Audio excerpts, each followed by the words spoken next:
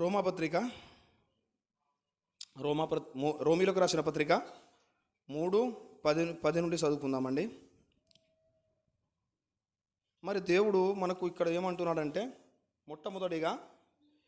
మొట్టమొదటిగా ఏంటంటే ఇక్కడ సాతాను మాయలో దేవుని పిల్లలు. అంశం సాతాను మాయలో దేవుని పిల్లలు. 3:10 చదవండి. ఇందును గూర్చి రాయబడినదేమున్నదిగా, నీతిమంతుడు లేడు. చాలండి. ఇక్కడ దేవుడు ఏమని పలుకుతున్నాడు, ఏమని సాక్ష్యం ఇస్తున్నాడు? ఇదిగో ఇక్కడ నీతిమంతుడు లేడు, ఒక్కడును లేడు. ఒక్కడు కూడా లేడా భూమిపైన? నీతిమంతుడు లేడు. ఏమయ్యారు వారు ఏమయ్యారు? చదవండి కింద.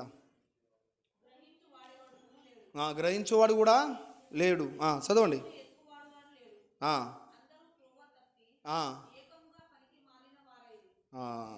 ఏం చెప్తున్నాడు ఇక్కడ దేవుడు?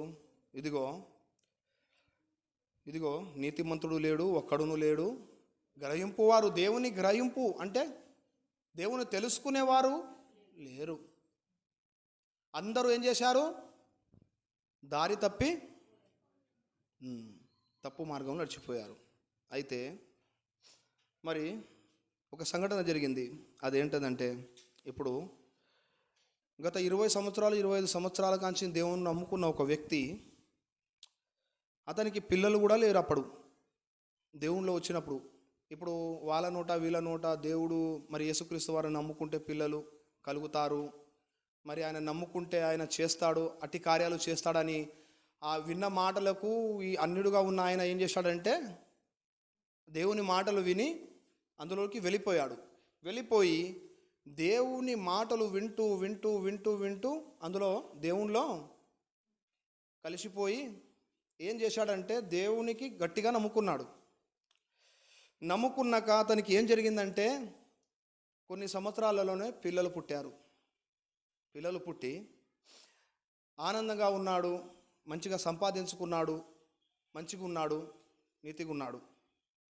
దేవుని మార్గంలో నడుస్తుండగా మెల్లమెల్లగా ఏం జరిగిందంటే, తన విశ్వాసానికి కొంచెము తగ్గిపోయి ఏం చేశాడంటే, ఆయన దేవుని పూర్తిగా మర్చిపోయాడనమాట. మర్చిపోయి ఏం చేశాడు? ఇంకొక సాతాని మాయలో పడిపోయి అని కార్యాలకు తిరిగాడు మరలా. అక్కడ